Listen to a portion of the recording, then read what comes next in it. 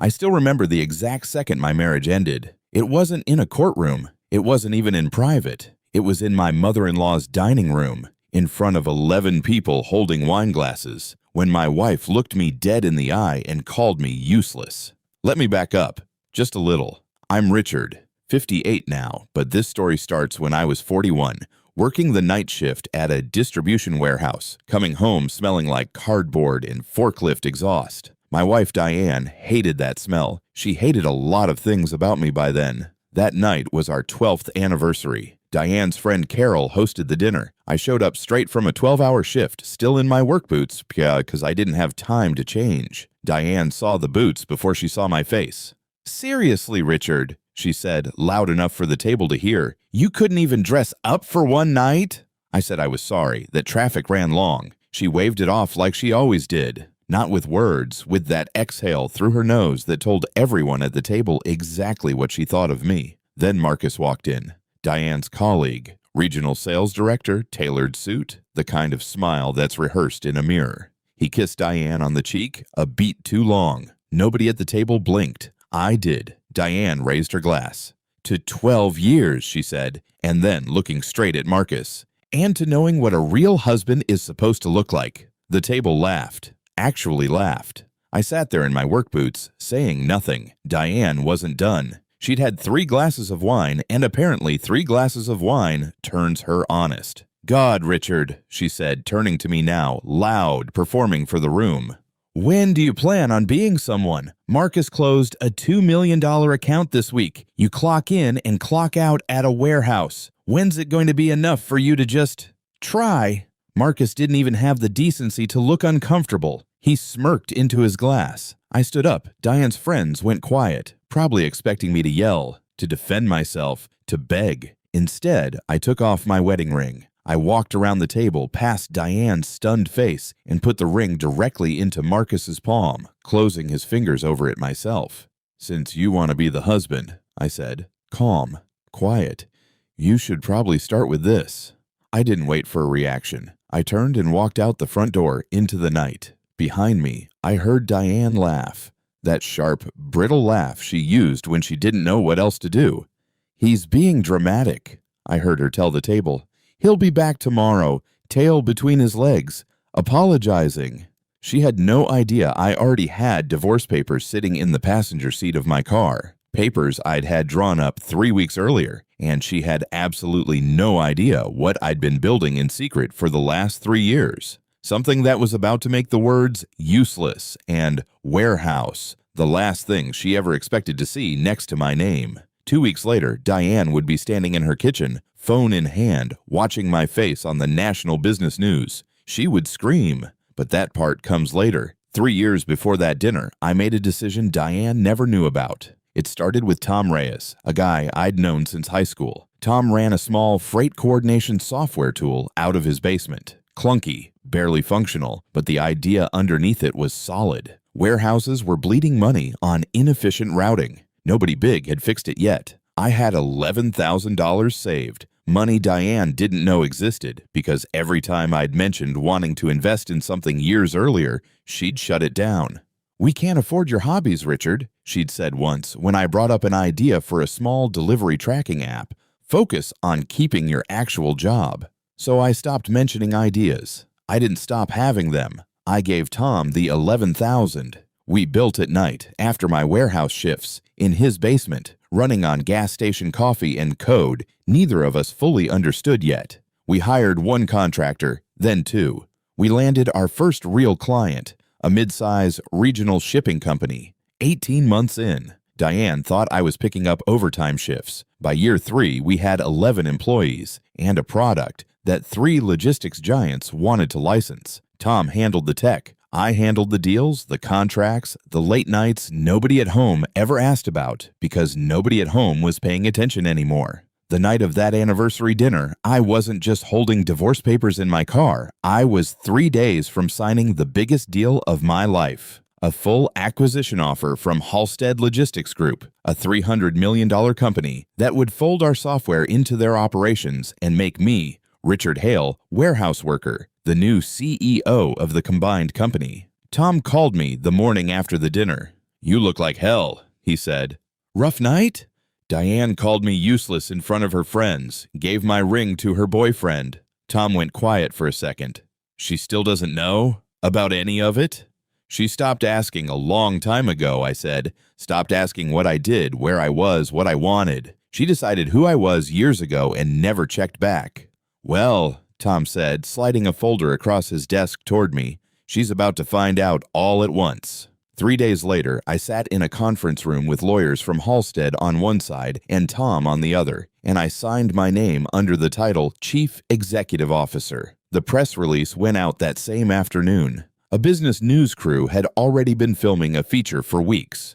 From warehouse floor to boardroom, the quiet rise of Richard Hale. Time to run the following Tuesday night. I didn't tell Diane any of this. I didn't need to, because 2 days after I signed, while I was in a hotel room reviewing merger paperwork, my phone buzzed with a text from Diane's sister, who still had my number. "Diane's telling everyone you left her. She's calling it the best decision she ever made. Thought you should know what she's saying." I put the phone down and almost laughed. Diane was out there rewriting the story, turning herself into the woman who finally got rid of her useless husband, completely unaware that in 4 days, every friend at that dinner table was going to watch me walk across their television screen in a suit, shaking hands with a board of directors. She had no idea the story she was telling and the story about to air were two very different endings. And she was about to find out live, in real time, surrounded by the same people who laughed at me 2 weeks earlier, Tuesday night. I wasn't there to see it happen, but I heard about every second of it later, first from Diane's sister, then from Ellen, then eventually from Diane herself.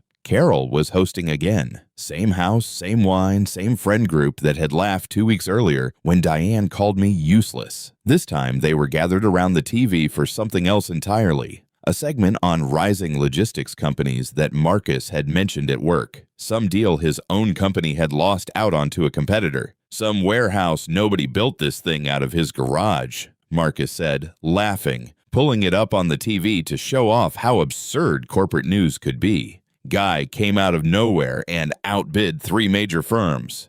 The segment opened. From warehouse floor to boardroom, the quiet rise of Richard Hale. My face filled the screen. Diane's sister told me later that the room went dead silent. Someone's wine glass actually stopped halfway to their mouth.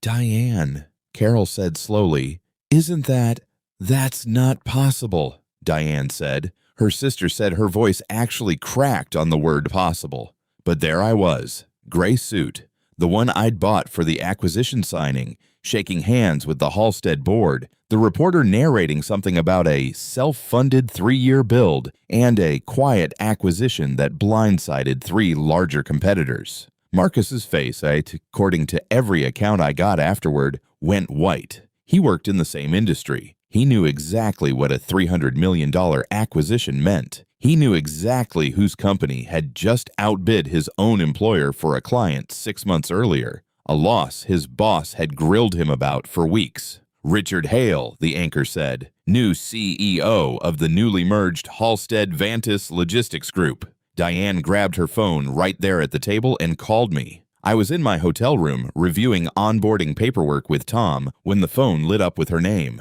I looked at it. I let it ring. She called again, then a third time. On the 4th call, Ellen, my sister, who'd flown in to help me handle the press attention, picked up my phone without asking. "He's not available," I heard her say flatly, because I was standing close enough to hear Diane's voice come through, high and panicked. Ellen, put him on. I need to talk to him. There's been no mistake," Ellen said. "Anything else you can send in writing." She hung up. I sat there for a moment, Tom watching me from across the room, and I realized I felt nothing. Not satisfaction, not anger, just quiet.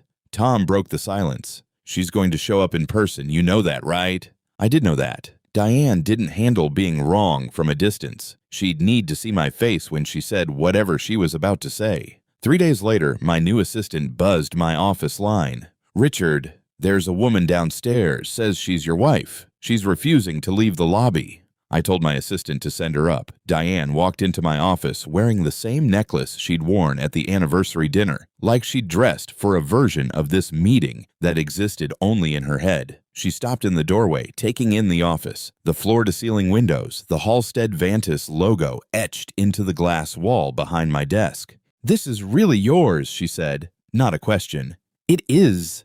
She sat down without being asked. "Richard, I didn't mean what I said at Carol's. I was drinking.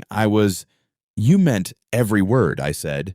"You just didn't expect the ending." That stopped her. She looked down at her hands, then back up, switching tactics. "We can fix this. We're still married. Whatever happened between us, we built 12 years together. That has to count for—" "We're not still married," I said. "I filed the night of that dinner. Papers were in my car before you ever opened your mouth about Marcus." Her face went through 3 expressions in about 2 seconds. Shock, then anger, then something closer to panic.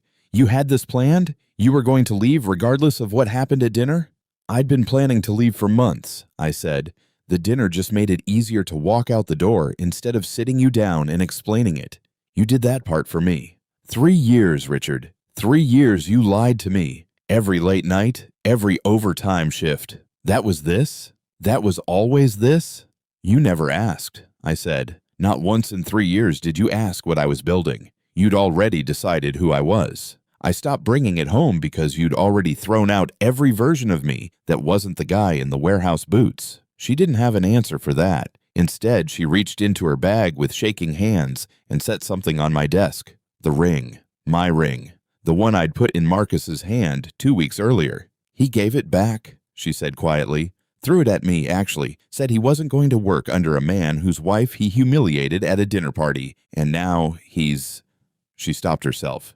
"He resigned from his job. People at his company put it together. Nobody wanted him near them after they realized what he did." I looked at the ring but didn't touch it. "I'm not asking to keep it," Diane said, her voice cracking now. All the performance gone. "I'm asking if there's anything left. Anything at all." I stood up, walked to the window, looked out at the city for a second before answering. "Diane, some rings you don't take back once you give them away. I'm not angry anymore. I'm not trying to punish you, but there's nothing left here to fix. You didn't lose me 2 weeks ago at that dinner. You lost me somewhere around year 8, and you just never noticed I was already gone." She sat there a long moment, then quietly picked the ring back up and left without another word.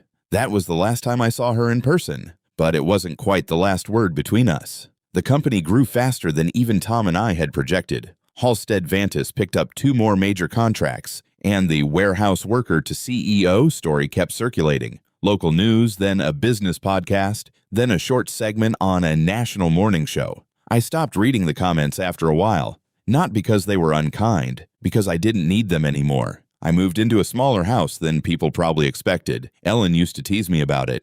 "Man makes CEO money, buys a 3-bedroom, she said one evening, sitting on my porch with 2 coffees between us. "You could buy the whole street, Richard."